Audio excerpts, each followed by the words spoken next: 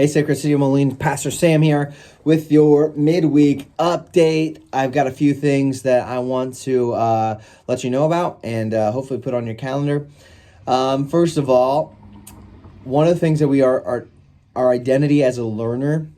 We say we've got four identities: family, missionary, servants, and learners at Sacred City. We believe that's everybody. If you become a Christian, that's what you are. And our life is to grow in these areas, become better family, become better brothers and sisters in Christ, become better servants, become better missionaries to our city, our workplaces, our neighborhood, and to become learners who are set on a trajectory of lifelong learning, which means that we not only take responsibility for our own discipleship, but the discipleship of others. So one of the things, if this is true about us, if we are indeed learners and disciples and disciple makers, we ought to be asking the question often, what is my next step in discipleship? And not just for ourselves, but what is this person that I'm discipling in Fight Club or Mission Community or wherever the context might be? What is their next step in discipleship? Sort of have this imagination and to be sensitive to what the Lord is inviting us into. What are these next steps in discipleship? And there's a couple things, three things that we put on our calendar at Sacred City that are sort of big steps in discipleship, big moments, big steps in this discipleship that we want to make available to you. So the first one is church membership. That if you call Sacred City Church, well, first of all, if you're a baptized believer, if you have been participating in missional community for a number of months, and if you call Sacred City Church your home, then more than likely your next big step in discipleship is to pursue church membership. And we've got this 3-week series of classes that are set up to help you understand better what does it mean to be a church member, what are some of the dynamics of being a church member, telling you more about Sacred City and how Sacred City uniquely works and all of those things. And it's usually a great time. We typically have had, between Sacred City, Moline, on average, about 30 people sign up each time around, which is really exciting to see God bringing that many people into Sacred City.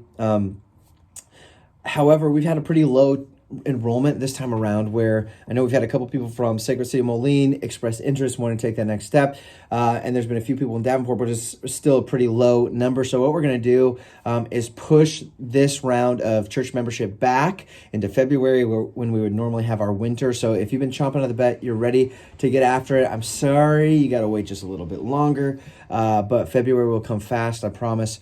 And then for those of you who maybe were on the fence and not quite ready to take that next step, this gives you a little bit more time to start thinking in that direction. I don't want you to just turn that thing off and put it on the back burner, but to be asking and praying through, is this what the Lord's inviting me into? And so we want to let you know about that, getting postponed, pushed back to February. We'll still be doing it in February, and so hang tight, and that'll be available for you then. The second thing that I want to let you know about, big steps in discipleship on September 20th and September 27th, respectively. We'll be having a dedication celebration and a parent-child dedication. Baptism celebration. I forget what I said. Baptism celebration on the 20th, and on the 27th, a parent-child dedication celebration. On the 27th. At Sacred City, we have an open-handed view on baptism, where we have people, members of our church, who are of the Paedo-Baptist persuasion, believing that this is a covenant that God gives for the church, not just for us once we profess, but also for our family, that this is part of a sign and the seal of God's faithfulness and covenant marker. And so there are people who are of that persuasion. We also have people who are more of the Credo-Baptist persuasion, that believe that baptism is something that happens once you believe, you profess, then you're baptized. And so this is something that we don't want to divide over. There are some of the biggest giants, Christian giants, those who have been the most influential in the church theologically, who fall on both sides. So it's not really a cut and dry sort of thing. And so we don't want to divide over it. And so we accommodate for one another in that sense. So on the 20th of September, we'll be having a baptism celebration for parents who are wanting to baptize their children, or for people who have not been baptized and have recently come to faith and want to take that first big step in their discipleship of following Jesus and get baptized. And that is so exciting. If that's the case, we want to celebrate that with you. And also, parents, it's very exciting to celebrate with you as well. The second thing would fall in relation to that is on September 27th, would be the parent-child dedication, that if you are of Credo Baptist persuasion, then you would want to make a vow publicly before the church of your intentions to raise your child in the way that we should go. And that is something that the church ought to celebrate. We should celebrate with families as they are making that intentional decision to raise their child, to love community, to love the mission, to love Jesus. And so we want to celebrate that as well. So that would be September 20th and for baptism, September 27th for dedication. If you are wanting to do this, one of those two things, there is an online process that you need to start yesterday, okay? You want to get going on this. There's a link on Realm. You can find it super easy. Should be one of the first posts that you see on the Sacred City Moline page.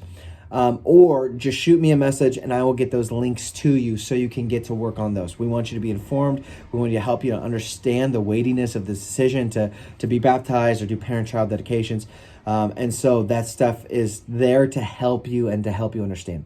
I got one more thing I want to say. I just want to say thank you it seems like there's been an overwhelmingly positive response as I continue to ask people to wear masks on Sunday morning and our gatherings, to keep distance, in order to accommodate people who are either immunocompromised or have some concerns about the coronavirus. We want to continue to become a hospitable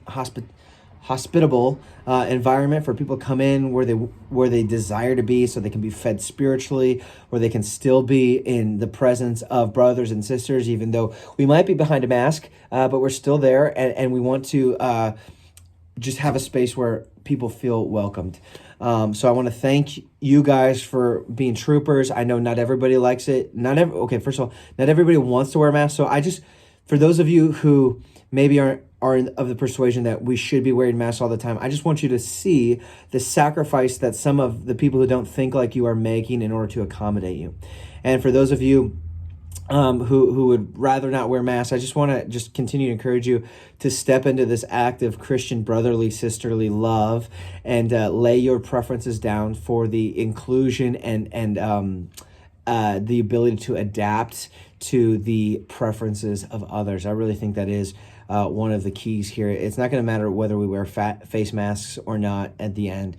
It's going to matter if we loved each other well. That's really what we're aiming for. We want to love each other well and help each other grow as disciples of Jesus. And so this is such it's a small thing and a big thing at the same time, but it is a way for us to love one another and care for. So I just want you to see how we are doing that, and just continue to encourage you guys. Man, you're doing great. I appreciate you making that sacrifice. So anyway, Sunday morning, 10 a.m., be there on time. Guys, I know every part of our Sunday gathering is designed to help you love Jesus, worship Jesus more. And when you miss part of the gathering, whether the first 5 minutes or the first 15, or some of you, I know like the first 45 minutes, I don't know what you jokers are doing, but you're missing out. And I want to invite you into a time of spiritual formation, how the liturgy forms us, how the songs and the hymns form us, how the preaching of the word forms us, and of course the Lord's table. So Sunday morning, 10 a.m., grab a face mask. We'll have some available if you don't have one.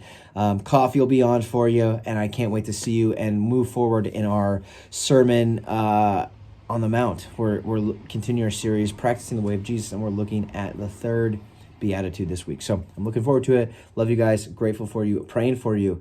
Have a great rest of your week.